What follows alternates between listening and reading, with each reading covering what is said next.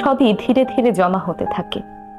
কিছু মানুষ চুপচাপ সহ্য করে যায়, হাসি মুখে সব মেনে নেয়, কিন্তু সহ্যেরও তো একটা সীমা থাকে। যখন সেই সীমা পার হয়ে যায় তখনই ঘটে বিস্ফোরণ। তখন আর ব্যথা বোঝাতে হয় না, শব্দই গর্জে ওঠে। তখন মানুষ আর কিছু ভাবার আগেই বলে ফেলে সবকিছু। সে হয়তো চুপ থেকেছে সম্পর্কটা টিকিয়ে রাখতে, কিন্তু একদিন হঠাৎ সে চিৎকার করে কাঁদতে কাঁদতে বলে ফেলে, আমি কি মানুষ না? আমারও তো অনুভূতি আছে। লোকে তখন ভাবে, এ একটা কথায় এত রাগ কেন?